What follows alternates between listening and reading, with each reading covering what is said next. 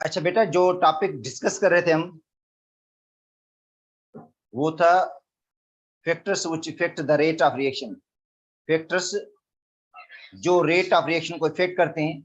अच्छा, उनमें हमने डिस्कस किया था, surface area of the reactant पढ़ लिया था, रेडिएशंस जो सनलाइट है वो इफेक्ट करती है जिन रिएक्शंस को, वो भी हमने पढ़ लिया था। और इसके अलावा जो है एक फैक्टर और भी पढ़ा था, नेचर ऑफ द रिएक्टेंट, वो भी हमने पढ़ लिया था। उसके बाद हम कैटलिस्ट पढ़ रहे थे, मगर कंप्लीट नहीं हुआ था। कैटलिस्ट ये पढ़ रहे थे कि catalyst is a chemical substance which alter the rate of reaction. Catalyst chemical substance है जो अल्टर करता है, अल्टर से मुराद है चेंज कर देता है रेट ऑफ रिएक्शन को। और कैटलिस्ट बेटा दो टाइप के होते हैं, एक होते हैं पॉजिटिव कैटलिस्ट, अच्छा दूसरे होते हैं नेगेटिव कैटलिस्ट। जो पॉजिटिव कैटलिस्ट हैं वो रेट ऑफ रिएक्शन को इंक्रीज कर देते हैं bye lowering the activation energy, activation energy को लो करके। इसका मतलब है कैटलिस्ट ही एक्टिवेशन एनर्जी को लो कर सकता है by changing the path, path को चेंज करके। कुछ जहन में होता है कि बच्चों के जहन में कि भाई टेम्परेचर से भी एक्टिवेशन एनर्जी लो होती है। नहीं बेटा, टेम्परेचर जो है वो एक्टिवेशन एनर्जी को चेंज नहीं करता है, एक्टिवेशन एनर्जी कांस्टेंट रहती है। सिर्फ जो कैटलिस्ट है वो एक्टिवेशन एनर्जी को चेंज कर देता है, क्योंकि कैटलिस्ट रिएक्शन के पाथ को चेंज करता है, और पाथ को चेंज करने से ऐसे पाथ से लेकर जाता है जिसकी एक्टिवेशन एनर्जी लो होती है। और जो रिएक्टेंट के मॉलिक्यूल्स हैं उनकी जो कोलियन है वो इफेक्टिव बन जाती है या सक्सेसफुल बन जाती है लोअर एक्टिवेशन एनर्जी की वजह से।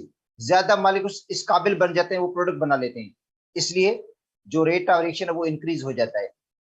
इंक्रीज कौन करता है? Positive catalyst, bye lowering the activation energy. अच्छा, उसके बाद इफेक्ट, जो कैटलिस्ट कौन सा इफेक्टिव है बेटा? कैटलिस्ट इफेक्टिव वही होगा जो एक्टिवेशन एनर्जी को बहुत ही कम कर देगा, मतलब जो बहुत ही लो कर देता है एक्टिवेशन एनर्जी को, वो कैटलिस्ट इफेक्टिव होगा।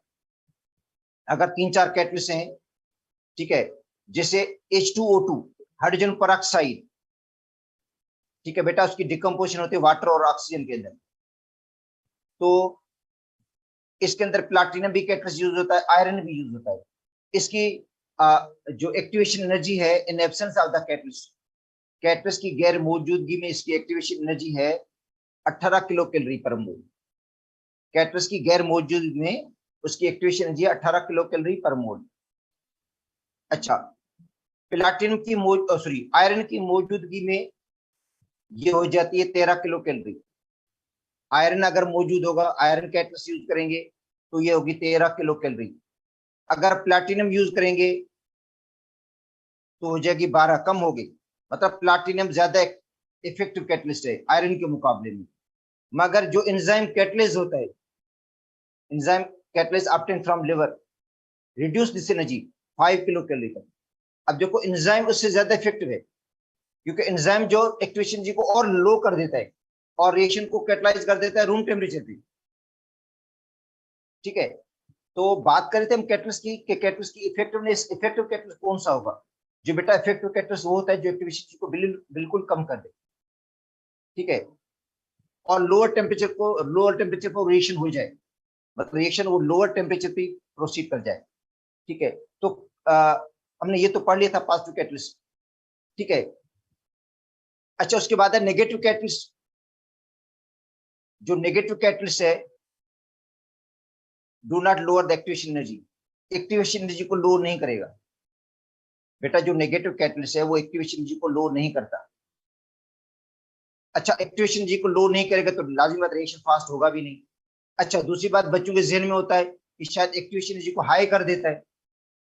जो नेगेटिव कैटलिस्ट है एक्टिवेशन एनर्जी को हाई करता नहीं बेटा, एक्टिवेशन एनर्जी को हाई भी नहीं करता है। मतलब है एक्टिवेशन एनर्जी को ना तो लो करेगा ना हाई करेगा। एक्टिवेशन एनर्जी देखो कांस्टेंट होती है, पाथ को चेंज करने से चेंज होती है। जाहिर है नेगेटिव कैटलिस्ट जो है वो रिएक्शन के पाथ को चेंज तो नहीं करता, वो क्या करता है रिएक्टेंट के मॉलिक्यूल्स के साथ कंबाइन हो जाता है, रिएक्टेंट के जो मॉलिक्यूल्स उनके साथ कंबाइन हो जाता है और उनकी एक्टिव साइट्स को बिला कर देता है।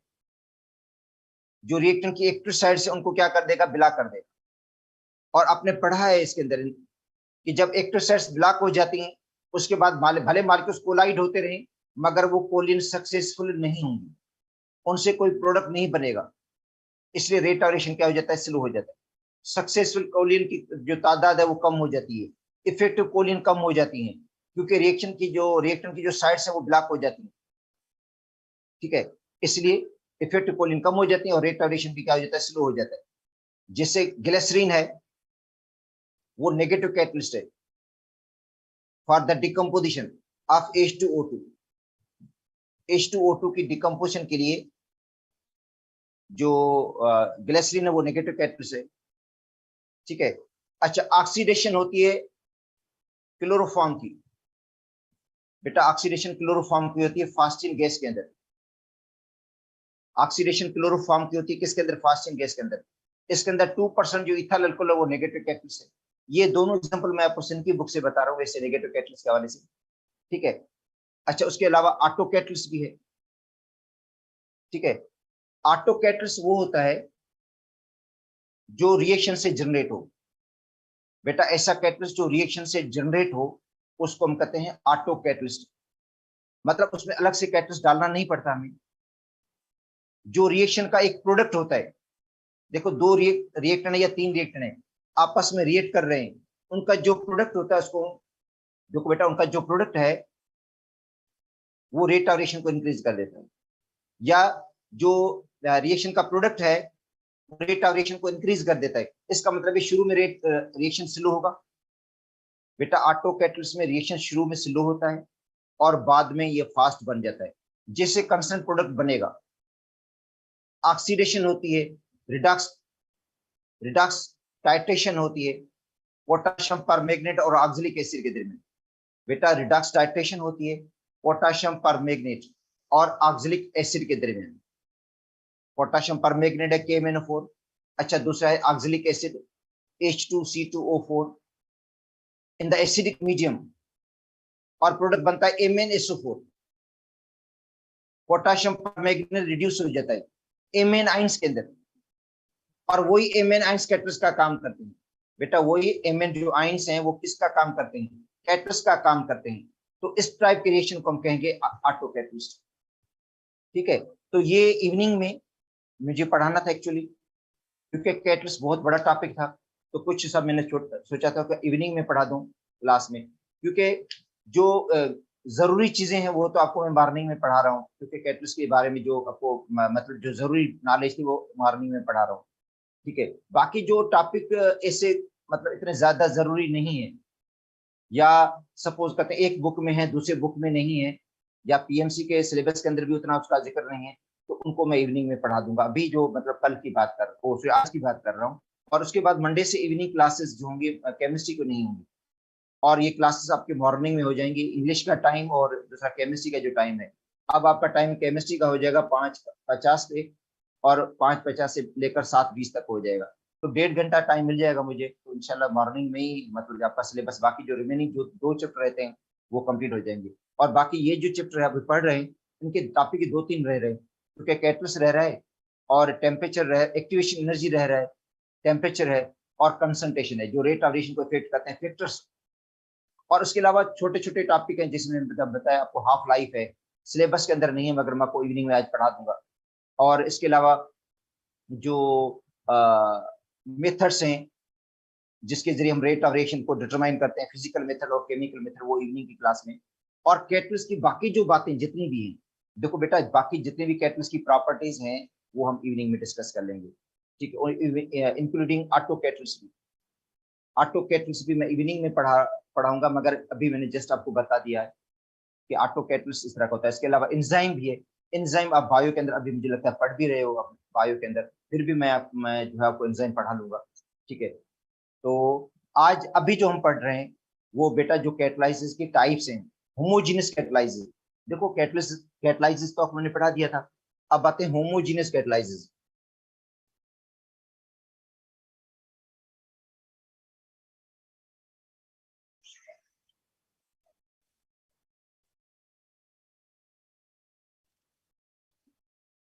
बेटा होमोजीनियस का मतलब है जो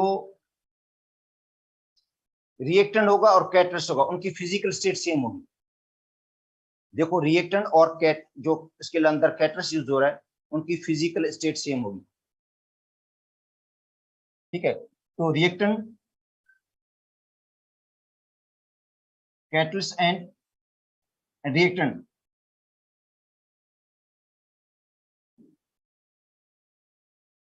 have same physical state।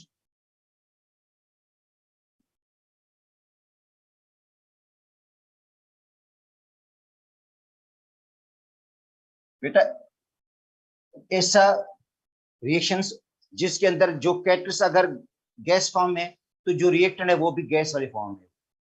अगर कैटलिस्ट लिक्विड फॉर्म में, तो जो रिएक्टेंट है वो भी लिक्विड फॉर्म में हो, इसको हम कहते हैं होमोजेनियस कैटलाइसिस। का मतलब है जो रिएक्शन की फिजिकल स्टेट होगी, रिएक्टेंट की जो फिजिकल स्टेट होगी और कैटलिस्ट की भी फिजिकल स्टेट सेम होगी। रिएक्टेंट और कैटलिस्ट दोनों की फिजिकल स्टेट जब सेम हो तो इस टाइप के रिएक्शन को हम कहते हैं होमोजेनियस कैटलाइसिस। तो अब देखो oxidation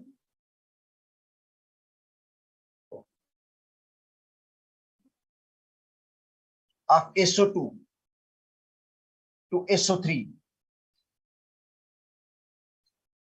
in lead chamber process।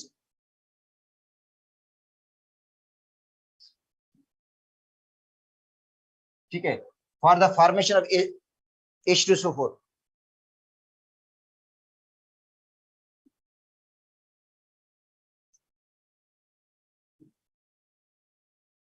बेटा H2SO4 बनता है लीड चेंबर प्रोसेस से।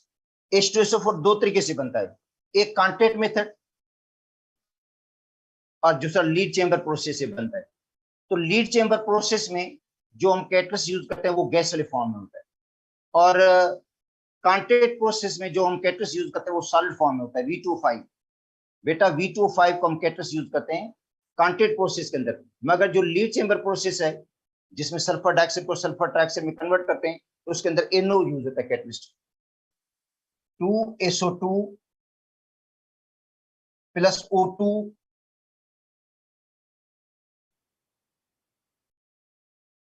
NO यूज हुआ गैस वाले फॉर्म में, तो बनेगा SO3,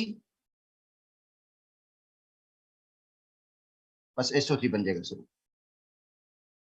तो SO2 को हम ऑक्सीडाइज करते हैं SO3 के अंदर, NO यूज होता है। जबकि फेडरल की बुक में लिखा हुआ है NO2। बेटा फेडरल की बुक में NO2 लिखा हुआ है, जबकि पंजाब की बुक में NO लिखा हुआ है कि NO कैटलिस्ट होता है।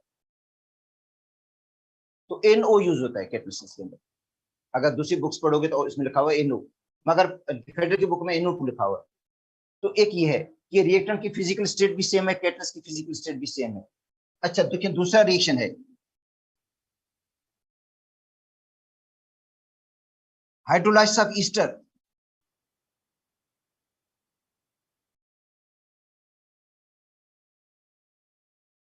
बेटा हाइड्रोलाइसिस ऑफ ईस्टर, ईस्टर की हाइड्रोलाइसिस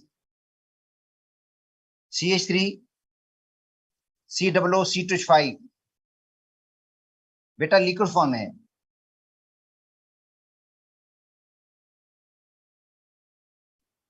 इथाइल एसीटेट, वाटर भी लिक्विड फॉर्म में है।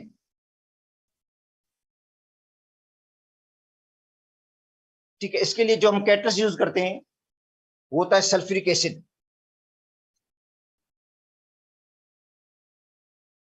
वो भी लिक्विड फॉर्म है।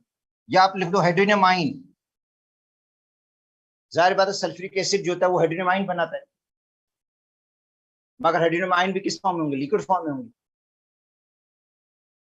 तो सल्फ्यूरिक एसिड बेटा कैटलिस्ट है, या आप कह दो हाइड्रोनियम आयन, और बनेगा एसिटिक एसिड, और दूसरा बनेगा इथाइल अल्कोहल।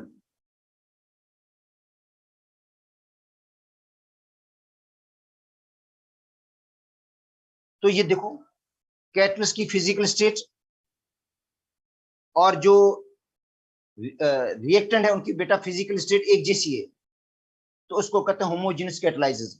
अच्छा अब आते हैं और इस टाइप के जितने भी रिएक्शंस हैं, बेटा ये तो हमने दो एग्जांपल लिखी हैं, इस टाइप के जितने भी रिएक्शंस हैं उनके अंदर, अब सिंध की बुक में जाओगे तो उसमें भी लिखा हुआ है लाफिंग गैस N2O।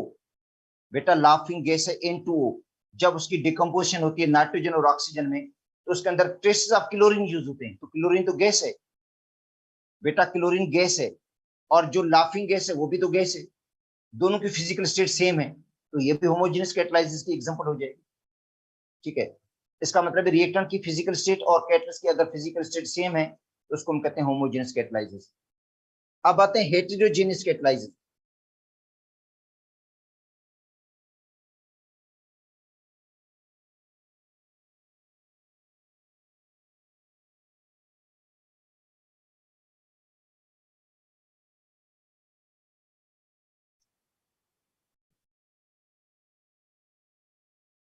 बेटा हेटेरोजेनियस कैटालाइसिस तो रिएक्टेंट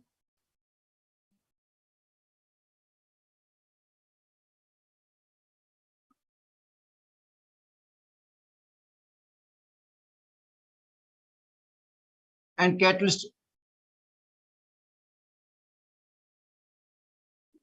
है different physical state.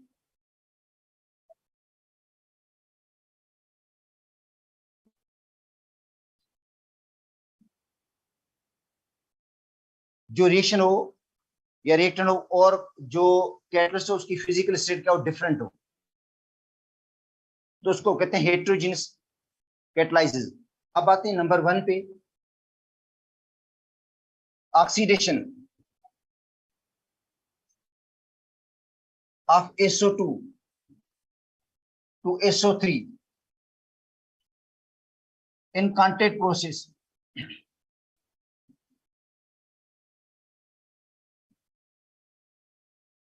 for the production of sulfuric acid।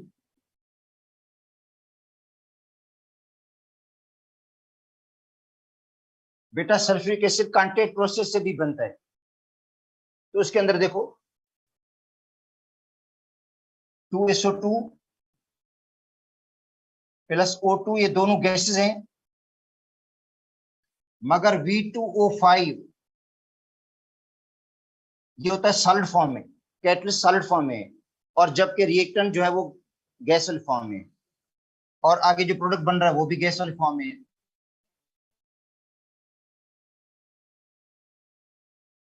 Number 2,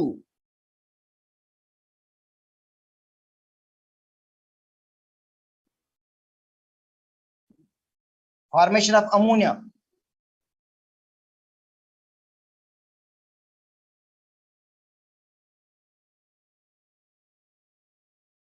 bye Haber process.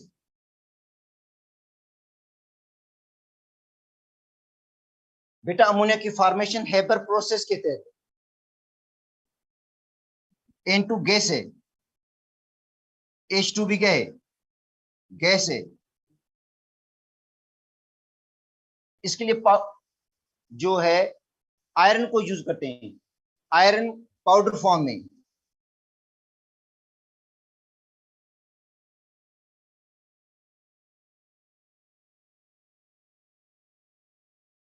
अच्छा, पंजाब की जो फेडरल की बुक में लिखा हुआ है Fe2O3 लिखा हुआ है, बेटा पंजाब की बुक में Fe2O3 लिखा हुआ है, सिंध की बुक में लिखा हुआ है आयरन को हम एज ए कैटलिस्ट यूज करते हैं पाउडर फॉर्म में, और बाकी इसके अंदर एल्यूमिनियम ऑक्साइड और पोटाशियम ऑक्साइड ये प्रोमोटर है। एल्यूमिनियम ऑक्साइड और पोटाशियम ऑक्साइड ये क्या है, प्रोमोटर हैं, रिएक्शन को प्रोमोट करते हैं, कैटलिस्ट की एक्टिविटी को बढ़ाते हैं, मगर पाउडर फॉर्म में हम यूज करते हैं आयरन और अमोनिया बन जाती है। तो मैं बता देता हूं, इसके अंदर फेडरल की बुक में लिखोगे तो Fe3O4 लिखा हुआ है कैटलिस्ट, ये भी गैस है। तो ये देखो रिएक्टेंट जो है बेटा वो गैस फॉर्म में है, मगर कैटलिस्ट सॉलिड फॉर्म में यूज हो रहा है।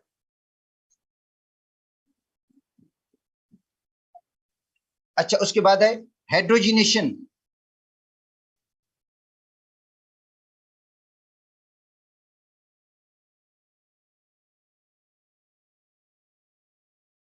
वेजिटेबल ऑयल, बेटा हाइड्रोजनेशन किसकी, वेजिटेबल ऑयल की, इन द प्रेजेंस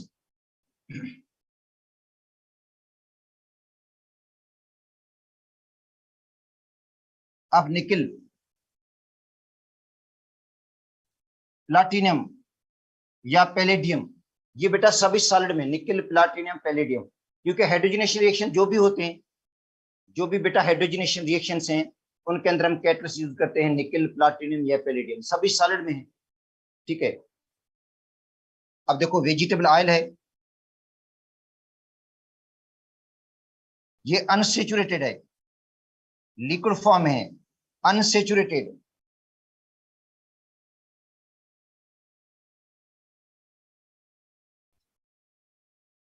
ये अनसेचुरेटेड है, इसके अंदर डबल बॉन्ड्स हैं, और जब इसके अंदर हम हाइड्रोजन ऐड करेंगे इन द प्रेजेंस ऑफ निकल, सॉलिड फॉर्म है ये, तो बन जाएगा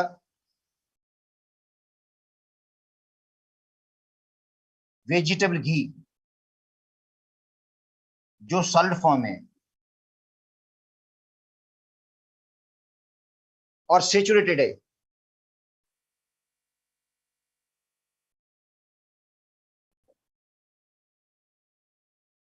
इसके अलावा जो इथीन है उसकी हम हाइड्रोजनेशन कर देते हैं, तो बेटा इथीन तो गैस है, मगर उसके अंदर जो यूज कैटलिस्ट है वो तो निकल है, वो सॉलिड फॉर्म में है। तो इस टाइप के रिएक्शंस को हम कहेंगे हेट्रोजीनियस कैटलाइसिस। बेटा हेट्रोजीनियस कैटलाइसिस का मतलब है जो कैटलिस्ट है उसकी डिफरेंट फिजिकल स्टेट है। ठीक है, तो होमोजीनियस के भी बहुत ज्यादा एग्जांपल आपको मिल जाएंगे बेटा, और हेट्रोजीनियस की भी बहुत ज्यादा एग्जांपल मिल जाएंगी, मगर थोड़ा इनको पढ़ना पड़ेगा, कोर्ट में भी कोई क्वेश्चन इसमें से पूछा जा सकता है। ठीक है, अब कैटलिस्ट के बारे में मैंने कहा मजीद जो भी पढ़ना है हमने वो हम इवनिंग की क्लास में पढ़ लेंगे, ताकि आपको जो बच्चे इवनिंग की क्लास नहीं अटेंड कर पाते हैं उनको कोई कुछ आइडिया हो उसके बारे में।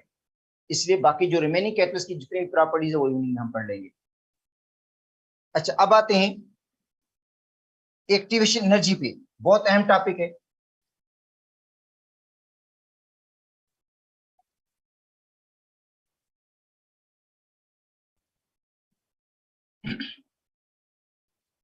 एक्टिवेशन एनर्जी, अब देखो कोलिन की थ्योरी है बेटा, कोलिन थ्योरी कहती है कि रिएक्शन तब होता है जब दो मॉलिक्यूल कोलाइड होते हैं। कोलिन थ्योरी के अंदर क्या क्या है कि रिएक्शन तब होगा जब दो मॉलिक्यूल आपस में कोलाइड होंगे, उसके बाद आगे प्रोडक्ट बनेगा। अच्छा, वो कोलिन इफेक्टिव होंगी या नहीं होंगी? बेटा कोलिन इफेक्टिव है या इनइफेक्टिव है? अच्छा, वो डिपेंड करता है एनर्जी पे और प्रॉपर ओरिएंटेशन पे। बेटा दो चीजें देखी जाती हैं इफेक्टिव कोलिन के लिए। इफेक्टिव कोलिन के लिए दो बातें देखी जाती हैं, एक एनर्जी देखी जाती है, अच्छा दूसरी होती है प्रॉपर ओरिएंटेशन। देखो इफेक्टिव कोलिन के लिए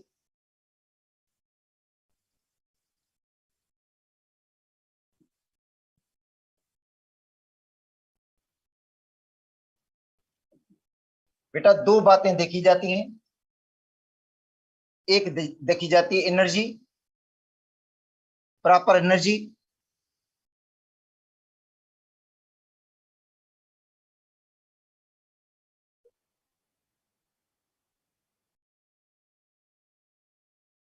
अच्छा दूसरा प्रॉपर ओरिएंटेशन।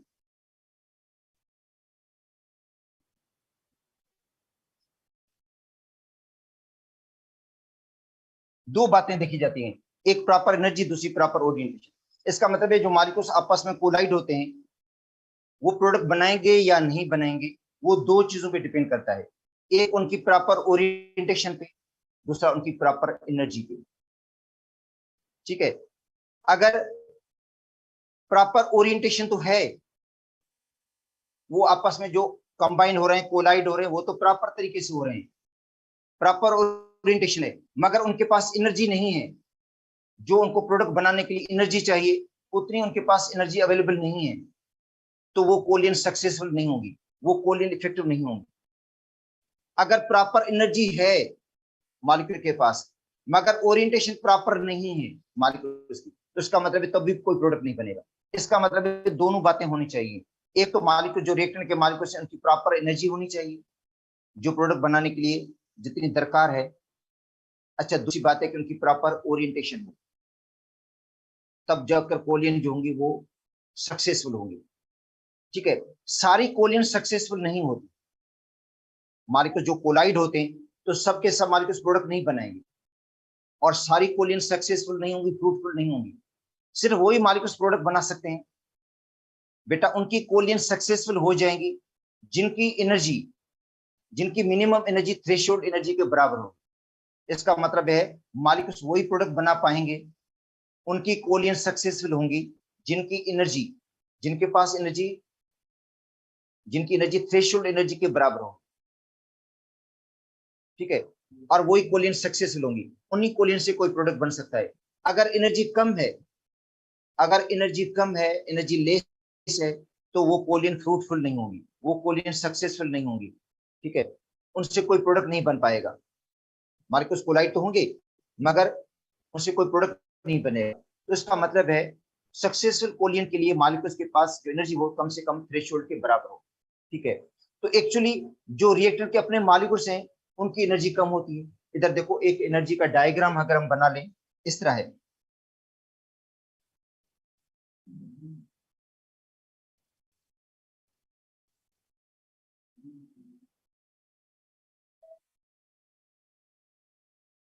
ठीक है बेटा, अब ये है पोटेंशियल एनर्जी। बेटा इसको हम कहते हैं पोटेंशियल एनर्जी, और आप कहते हो रिएक्शन प्रोसीड,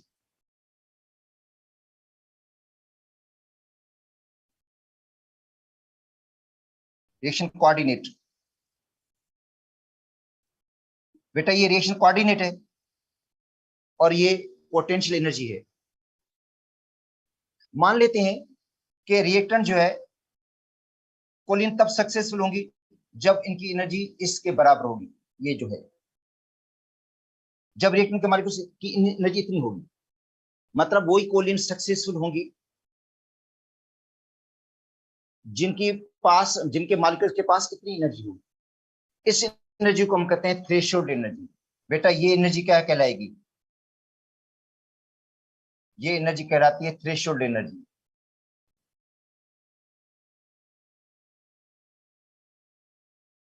जिन मालिक्यूल के पास इतनी एनर्जी होगी वही प्रोडक्ट बना सकते हैं, अगर इससे एनर्जी कम होगी वो प्रोडक्ट नहीं बना पाएंगे। ठीक है, सपोज करते हैं ये एनर्जी है 90 जूल, थ्रेशोल्ड एनर्जी। अब बात है रिएक्टर के पास अपनी भी एनर्जी कुछ होगी। बेटा रिएक्टर के पास अपनी भी पोटेंशियल एनर्जी होती है। ठीक है, उसको कहते हैं एवरेज इंटरनल एनर्जी बोलते हैं। क्या बोलते हैं, एवरेज इंटरनल एनर्जी बोलते हैं। तो रिएक्टर के पास अपनी एनर्जी भी है। ये है,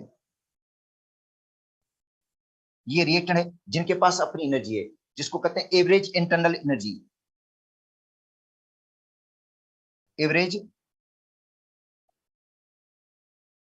इंटरनल एनर्जी, क्या बोले बेटा इसको, एवरेज इंटरनल एनर्जी। मतलब मालिक्यूल के पास अपनी एनर्जी है मगर वो थ्रेशोल्ड से कम है। देखो मालिक्यूल्स के पास अपनी एनर्जी है,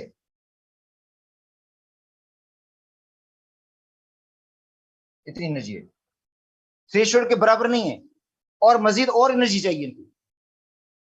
बेटा यहां से लेकर यहां तक और एनर्जी चाहिए इनको, ये है ना, इनको और एनर्जी इतनी की जरूरत है। ये जो देखो, ये डिफरेंस एनर्जी का है,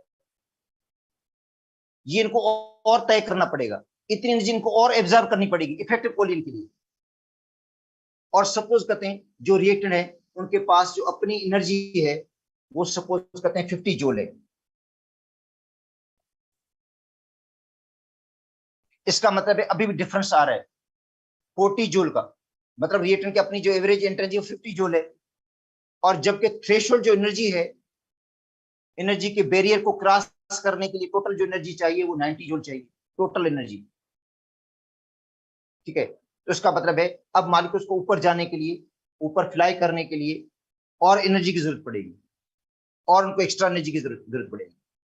उस एनर्जी को हम कहते हैं एक्टिवेशन एनर्जी। मतलब यहां से मालिक्यूल्स जो हैं 50 जूल पे खड़े हैं, और टोटल प्रोडक्ट के लिए, टोटल जो प्रोडक्ट बनता है वो 90 जूल पे बनता है। तो इसका मतलब है 40 जूल की अभी भी इनको जरूरत है एनर्जी। जब तक वो एनर्जी नहीं मिलेगी तब तक प्रोडक्ट नहीं बनेगा। ठीक है, और कोलिन सक्सेसफुल नहीं होंगी। बेटा कोलिन सक्सेसफुल नहीं होंगी। तो सक्सेसफुल कोलिन करने के लिए जो एक्स्ट्रा एनर्जी चाहिए, क्योंकि मॉलिक्यूल्स की एवरेज एनर्जी लेस है। बेटा मॉलिक्यूल्स की जो एवरेज इंटरनल एनर्जी है वो लेस है, उन्हीं से प्रोडक्ट प्रोडक्ट नहीं बन सकता, उनसे कोलिन सक्सेसफुल नहीं हो सकती। अब उनको एक्स्ट्रा एनर्जी की जरूरत पड़ेगी, उनको एडिशनल एनर्जी की जरूरत पड़ेगी, एक्स्ट्रा एनर्जी वो एब्जॉर्ब करेंगे ताकि उनकी कोलिन सक्सेसफुल हो जाए। तो उसी एनर्जी को हम कहेंगे एक्टिवेशन एनर्जी। ठीक है, तो इसका मतलब है रिएक्टेंट के जो मॉलिक्यूल्स हैं अब उनको यहां से ऊपर जाना, ये देखो ऊपर फ्लाई करेंगे, ऊपर जाना पड़ेगा, इनकी पोटेंशियल एनर्जी बढ़ेगी। देखो पोटेंशियल एनर्जी बेटा बढ़ रही है इनकी, देखो ये पोटेंशियल एनर्जी का ग्राफ है ना, ये क्या हो रहा है, बढ़ रही है पोटेंशियल एनर्जी, ऐसे इंक्रीज हो रही है। तो पोटेंशियल एनर्जी इंक्रीज होगी, इसका मतलब है जब मॉलिक्यूल्स कोलाइड होते हैं, आपस में टकराते हैं, तो पोटेंशियल एनर्जी बढ़ती है उनकी। जाहिर उनको एनर्जी देंगे हम बाहर से, तो पोटेंशियल एनर्जी उनकी इंक्रीज होगी और काइनेटिक एनर्जी कम हो जाएगी। देखो ये यहां तक पहुंचे, ये फ्लाई करते करते यहां तक पहुंच गए। तो बेटा ये जो एनर्जी हम दे रहे हैं इनको, इसको हम कहेंगे एक्टिवेशन एनर्जी।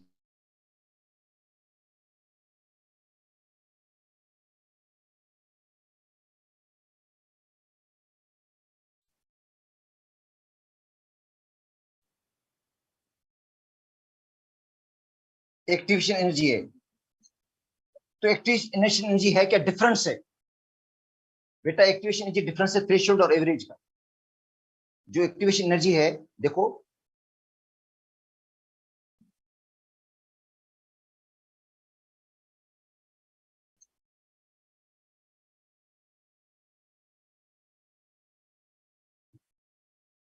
डिफरेंस है थ्रेशोल्ड एनर्जी माइनस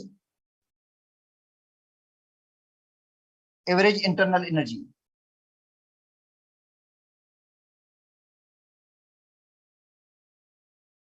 इनका डिफरेंस है। अब मॉलिक्यूल्स यहां तक पहुंच गए, और यहां पर जब पहुंचेंगे तो एक्टिवेटेड कॉम्प्लेक्स बनेगा।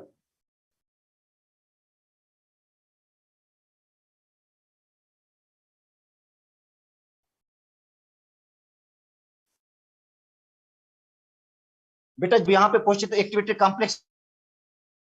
कॉम्प्लेक्स जो होता है वो एक्टिवेटेड कॉम्प्लेक्स हाई एनर्जी में है, अनस्टेबल है, शॉर्ट लिव्ड है। अब क्या होगा, मॉलिक्यूल्स को एनर्जी लूज करनी पड़ेगी अपने आप को स्टेबल करने के लिए। मॉलिक्यूल्स को एनर्जी लूज करनी पड़ेगी अपने आप को स्टेबल करने के लिए, प्रोडक्ट को स्टेबल बनाने के लिए एनर्जी लूज करेंगे वो। ठीक है, अब वो क्या करेंगे, लूज करना शुरू कर देंगे, एनर्जी लूज करेंगे यहां से। अच्छा, अगर ये लूज कम करते हैं, बेटा लूज कम कर देते हैं, एब्जॉर्ब ज्यादा किए मगर ये लूज कम कर रहे हैं, यहीं पे प्रोडक्ट बन गया। इसका मतलब है एब्जॉर्ब तो उन्होंने ज्यादा की थी, एब्जॉर्ब तो बहुत ज्यादा की थी, ये एब्जॉर्ब की है, और लूज तो सिर्फ इतनी की है उन्होंने। बेटा ये एब्जॉर्ब हुई एनर्जी, और जो लूज हुई है बहुत कम हुई है, तो इसका मतलब रिएक्शन एंडोथर्मिक हो जाए। और प्रोडक्ट की एंथैल्पी बहुत ज्यादा है, प्रोडक्ट की एंथैल्पी देखो रिएक्टेंट से ज्यादा है, ये रिएक्टेंट है, और प्रोडक्ट की एंथैल्पी देखो गैप कितना है,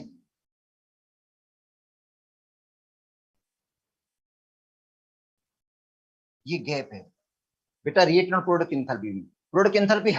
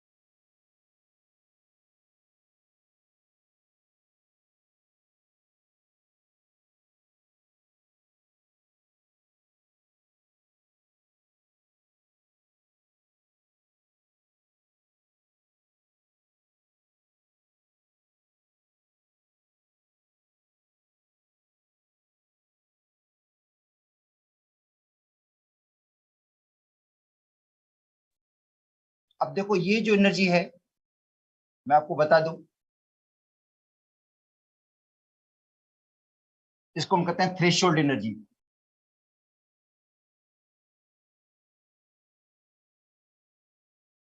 ठीक है, जो टोटल एनर्जी प्रोडक्ट के पास होनी चाहिए, ये टोटल एनर्जी प्रोडक्ट के पास होगी तो वो प्रोडक्ट बना लेगा। देखो बेटा, ये टोटल एनर्जी प्रोडक्ट बनाने के लिए चाहिए, उतनी एनर्जी होगी तो प्रोडक्ट बन जाएगा, अदरवाइज प्रोडक्ट नहीं बनेगा। अच्छा, मगर रिएक्टेंट के पास जो एनर्जी है, ये रिएक्टेंट के पास एनर्जी है अपनी, वो सपोज करते हैं 50 जूल है अभी भी। देखो 50 जूल है ये एनर्जी, मगर इस 50 जूल से प्रोडक्ट तो नहीं बनेगा, वो कोलिन सक्सेसफुल नहीं होगी। अब एनर्जी और एब्जॉर्ब करनी पड़ेगी इनको, और एक्टिवेशन एनर्जी को एब्जॉर्ब करना पड़ेगा। ये जो एनर्जी का डिफरेंस है इसको तय करना पड़ेगा।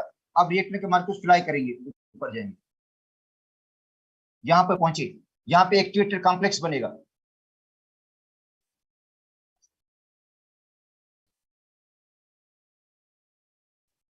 बेटा एक्टिवेटेड कॉम्प्लेक्स बनेगा जो अनस्टेबल होगा।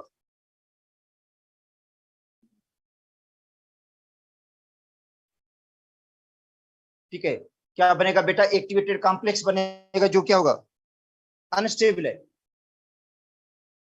स्टेबल नहीं है। ठीक है, और ये एक्टिवेटेड कॉम्प्लेक्स क्या करेगा, अपनी एनर्जी को लूज करेगा। बेटा ये एक्टिवेटेड कॉम्प्लेक्स क्या करेगा, एनर्जी को लूज करेगा। ठीक है, और उसके बाद ये प्रोडक्ट में तब्दील हो जाएगा। देखो ये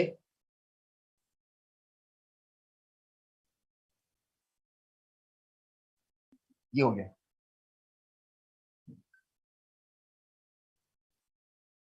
ये प्रोडक्ट बन गया। मगर देख लो डिफरेंस कितने का है इधर, देखो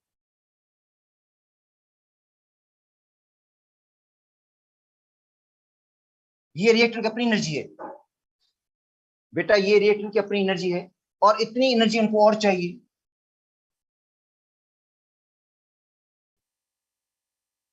इसको हम कहते हैं एक्टिवेशन एनर्जी।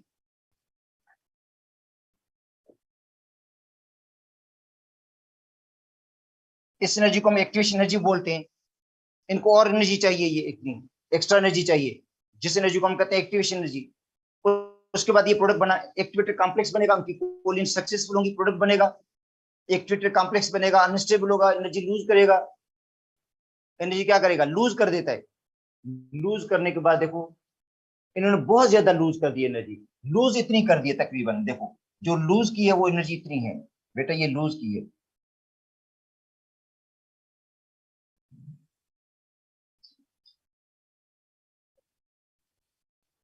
अच्छा, लूज बहुत ज्यादा की है। अगर एब्जॉर्ब किए 40 जूल, बेटा एब्जॉर्ब किए कितनी, हाँ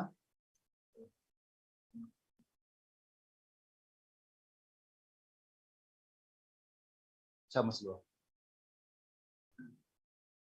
हाँ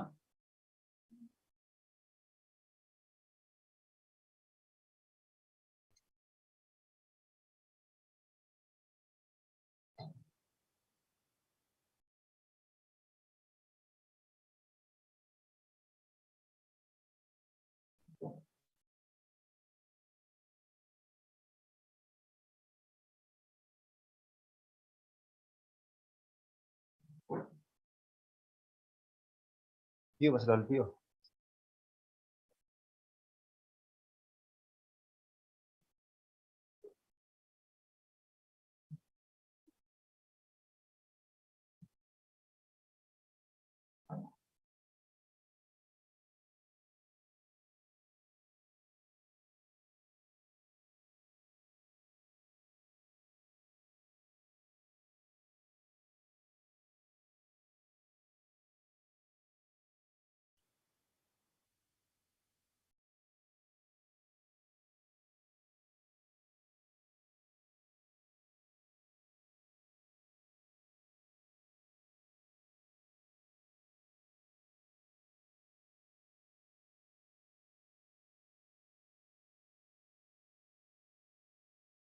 अच्छा देखो, तो हम बात कर रहे थे बेटा, ये रिएक्शन जो है इसमें एनर्जी जो एब्जॉर्ब हुई है, ये इतनी एनर्जी एब्जॉर्ब हुई है, जिस एनर्जी को हम कहते हैं activation energy, 40 joule.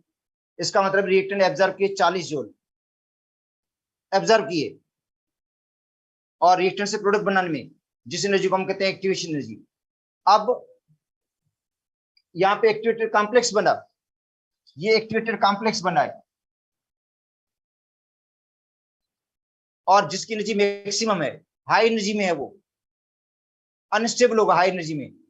Activated complex short limit होगा, वो एनर्जी को क्या करेगा, लूज करेगा, प्रोडक्ट बनेगा और एनर्जी को लूज करेगा। वो तो एनर्जी को लूज कर रहा है ये देखो, और लूज बहुत ज्यादा कर दी इसने एनर्जी, बेटा लूज बहुत ज्यादा कर दी एनर्जी।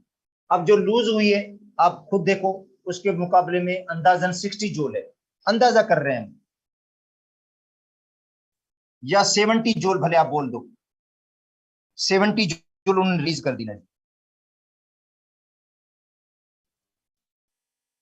70 जूल रिलीज हो गई एनर्जी। तो इसका मतलब है डेल्टा एच की नेगेटिव हो जाएगी। क्यों? प्रोडक्ट की एंथैल्पी कम हो गई है। बेटा देखो, प्रोडक्ट की एंथैल्पी और रिएक्टेंट की एंथैल्पी में ये फर्क है, ये डेल्टा एच की वैल्यू है यहां से लेकर यहां तक। इसमें देखो, प्रोडक्ट की एंथैल्पी कम है, रिएक्टेंट की ज्यादा है। ये रिएक्टेंट है और ये प्रोडक्ट, प्रोडक्ट की एंथैल्पी कम और रिएक्टेंट की ज्यादा, तो डेल्टा एच की वैल्यू क्या होगी, नेगेटिव होगी। रिएक्शन एक्सोथर्मिक होगा।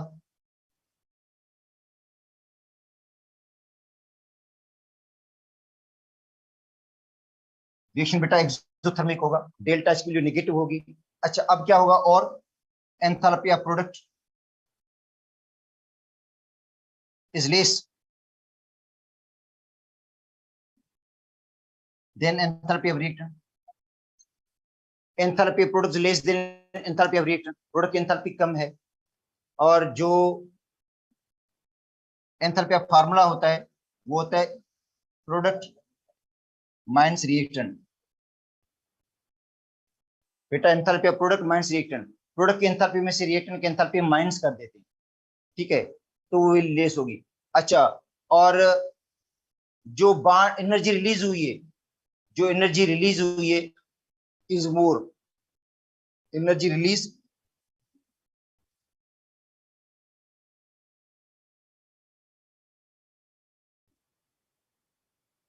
इन the bond formation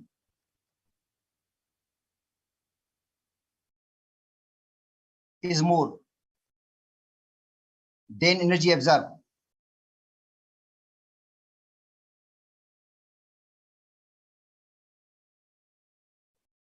in bond breaking.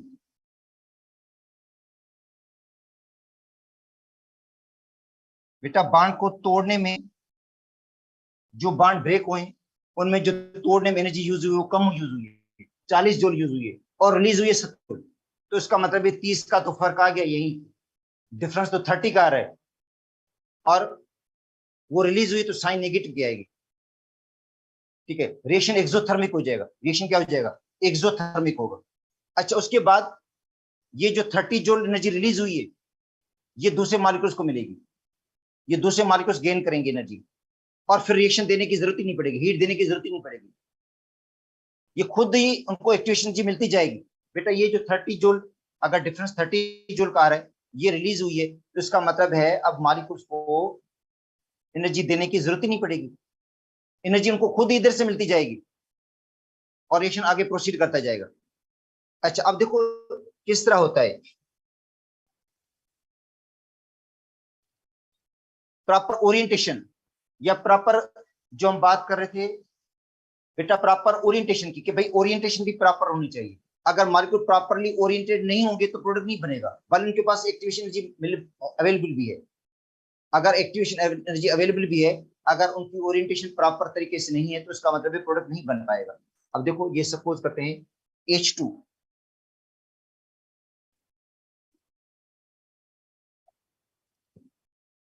ये H2 है,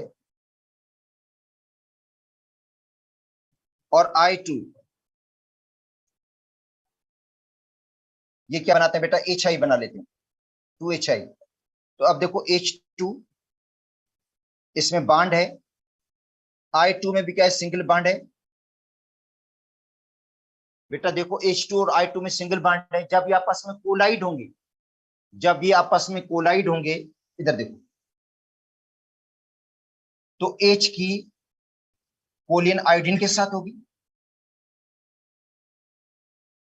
H की, H ने ये कॉम्प्लेक्स बना दिया, या समझिए पार्शियली एक बॉन्ड बना दिया, या ट्रांजिशन स्टेट बन गई H के I के साथ, और ये H का H के साथ भी है।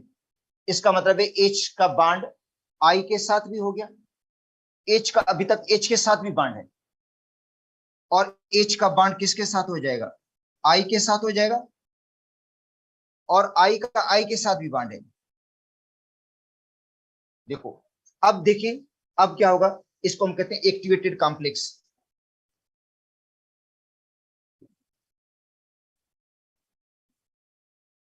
ये क्या बन गए, एक्टिवेटेड कॉम्प्लेक्स, हाई एनर्जी है।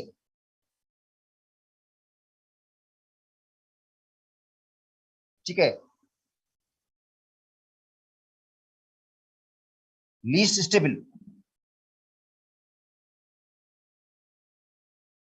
लीस्ट स्टेबल है ये, लेस स्टेबल है, बोल दो लेस स्टेबल है ये।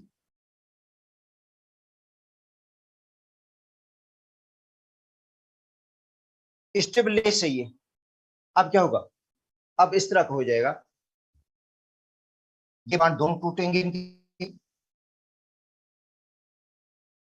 ये बांड एच का बांड आई के साथ बन जाएगा, इस एच का बांड आई के साथ बन जाएगा, और बन जाएगा 2HI के मालिक्यूल बन जाएंगे, 2HI बन जाएगा इस तरह। ठीक है, तो ये है इनकी, देखो प्रॉपर ओरिएंटेशन, प्रॉपर देखो इनकी combination.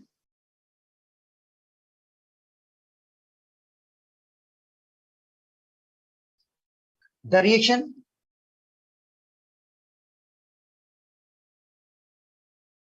which has low value, low value of activation energy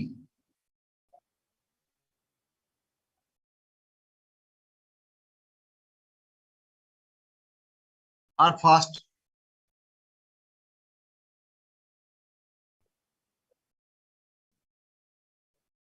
बेटा जो फास्ट रिएक्शंस होंगे उनकी एक्टिवेशन की लो, वेरी लो होगी। बेटा जो फास्ट रिएक्शंस है उनमें एक्टिवेशन की लो होगी, ये गैप कम होगा, ये जो गैप है वो कम हो जाएगा। ठीक है, मतलब थ्रेशोल्ड और एवरेज इंटरनल एनर्जी के दरमियान जो गैप है बेटा, एक्टिवेशन थ्रेशोल्ड माइनस एवरेज, तो ये गैप कम होगा। थोड़ी एनर्जी रिएक्टर के मार्क को चाहिए होगी, थोड़ी एनर्जी मिलेगी, वो प्रोडक्ट बना लेंगे, जल्दी प्रोडक्ट बना लेंगे। अगर ये गैप बढ़ेगा तो एक्टिवेशन एनर्जी बढ़ जाएगी और रिएक्शन स्लो हो जाएगा। तो रिएक्शन जिनकी एक्टिवेशन एनर्जी लो है वो फास्ट होंगे, reactions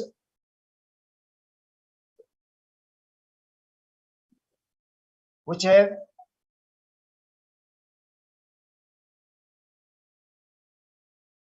reaction which have high value of activation energy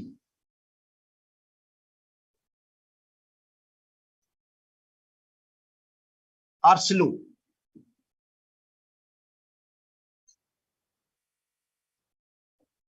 slow reaction को फास्ट कर सकते हैं बेटा, स्लो रिएक्शन को फास्ट बना सकते हैं, फास्ट को स्लो कर सकते हैं by changing activation energy, activation energy को चेंज करके। अच्छा, अब एक बात अहम है जो जरूरी मैं समझता हूं, कि एक्टिवेशन एनर्जी को लो जो करेगा वो कैटलिस्ट करता है, temperature do not lower the activation energy.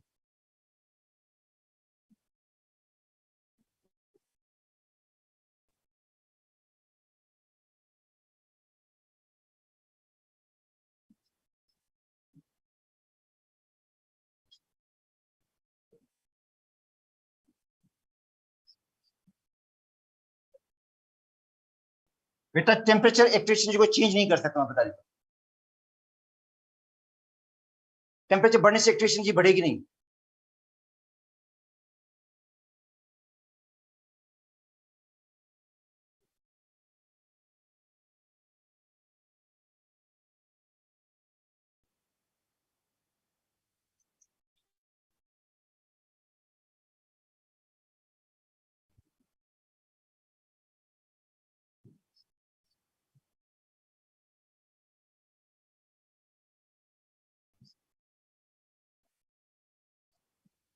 Temperature. अच्छा, अब क्या करता है टेम्परेचर? टेम्परेचर ये करता है, देखो, अगर सपोज करते हैं लोअर टेम्परेचर पे, लोअर टेम्परेचर है, लोअर टेम्परेचर पे 100 मालिक्यूल्स प्रोडक्ट बनाने के अहल है, या 100 मालिक्यूल्स की एनर्जी एक्टिवेशन जी के बराबर है, वो प्रोडक्ट बनाने के अहल है। ठीक है, तो अगर टेम्परेचर 10 डिग्री सेंटीग्रेड हम बढ़ा दें, टेम्परेचर में 10 डिग्री सेंटीग्रेड का इजाफा करेंगे, तो मॉलिक्यूल की फ्रैक्शन डबल हो जाएगी, जो प्रोडक्ट बनने के अहल होंगे। 200 मॉलिक्यूल इस काबिल बन जाएंगे, या 200 मॉलिक्यूल के पास एनर्जी ऑफ एक्टिवेशन जी आ जाएगी, उनको एक्टिवेशन जी मिल जाएगी, वो भी प्रोडक्ट बनाने के अहल होंगे। अच्छा, 30 डिग्री सेंटीग्रेड पर अगर टेम्परेचर 10 और बढ़ाएंगे, तो मॉलिक्यूल्स की तादाद 400 हो जाएगी, जो प्रोडक्ट बनाने के अहल होंगे। अगर टेम्परेचर 10 और बढ़ाएंगे, मॉलिक्यूल्स की तादाद जो होगी 800 हो जाएगी, जो प्रोडक्ट बनाने के अहल होंगे। मतलब ये कि टेम्परेचर बढ़ने से एक्टिवेशन एनर्जी तो नहीं बढ़ रही है, मगर फ्रैक्शन ऑफ द मॉलिक्यूल्स बढ़ रहा है। बेटा, एक्टिवेशन एनर्जी नहीं बढ़ रही है, जिन मॉलिक्यूल के पास एनर्जी कम थी, वो एनर्जी गेन करके प्रोडक्ट बनाने के अहल बन जाते, तो वो एक्टिवेशन एनर्जी तो नहीं बढ़ी ना, मॉलिक्यूल की तादाद बढ़ी है। मॉलिक्यूल्स की तादाद जो पहले कम थी, अब उनकी तादाद बढ़ गई है। मतलब टेम्परेचर बढ़ाने से जो मॉलिक्यूल्स हैं उनकी तादाद बढ़ जाती है, फ्रैक्शन ऑफ द मॉलिक्यूल्स जाते हैं, जिनके पास जो मिनिमम एनर्जी होगी और वो प्रोडक्ट बनाने के अहल होंगे, उनकी तादाद बढ़ जाएगी। इसलिए एक कंसेप्ट होता है बच्चों के जहन में कि शायद टेम्परेचर जो है वो एक्टिवेशन एनर्जी को चेंज करता है। टेम्परेचर चेंज करेगा रेट कांस्टेंट को। टेम्परेचर किसको चेंज करता है? रेट कांस्टेंट को चेंज कर देता है, के की वैल्यू को चेंज कर देता है। ठीक है, और रेट को भी चेंज कर देता है, जाहिर के की वैल्यू चेंज होगी, रेट भी चेंज हो जाएगा। तो इसलिए मैंने यहाँ पे लिखना जरूरी समझा। अच्छा, catalyst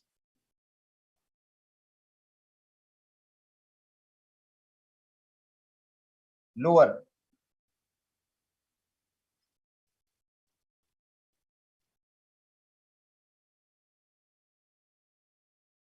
activation energy, catalyst lower कर सकता है एक्टिवेशन एनर्जी को by providing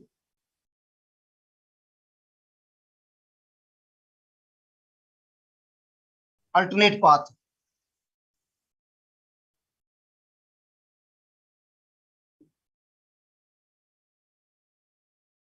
to the reaction.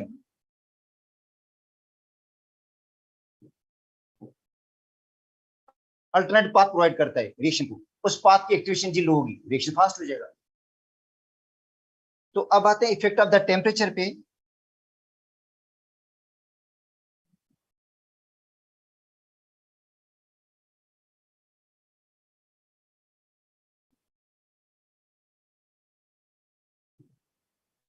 तो बेटा मेन फैक्टर एक्चुअली है ही दो, एक है टेम्परेचर, एक है कंसंट्रेशन। तो rate of reaction,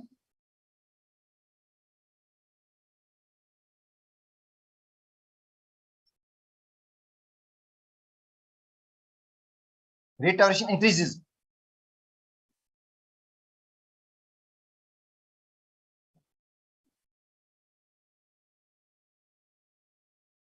by increasing temperature.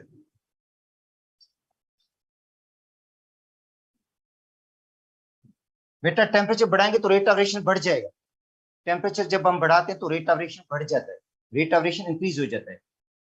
ठीक है, अगर टेम्परेचर 10 डिग्री सेंटीग्रेड है,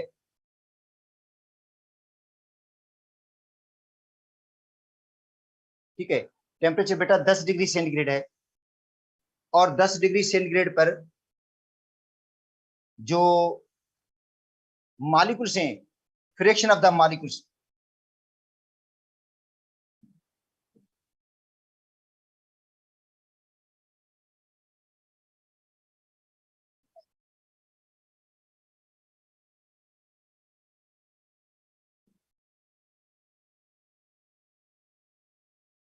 मिनिमम एनर्जी फॉर इफेक्टिव कोलियन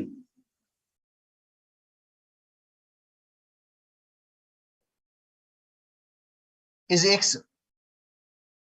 बेटा टेम्परेचर 10 डिग्री सेंटीग्रेड है, और जो फ्रैक्शन मॉलिक्यूल्स की वो एक्स है, एक्स मॉलिक्यूल्स प्रोडक्ट बनाने के अहल है।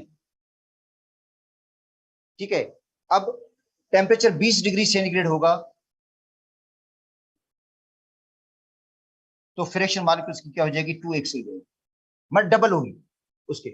अगर पहले 100 मॉलिक्यूल्स प्रोडक्ट बनाने के अहल है बेटा, अगर लो टेम्परेचर पे 100 मॉलिक्यूल बनाने के अहल है, मतलब 10 डिग्री सेंटीग्रेड पे, तो 20 पे कितने हो जाएंगे, 2x।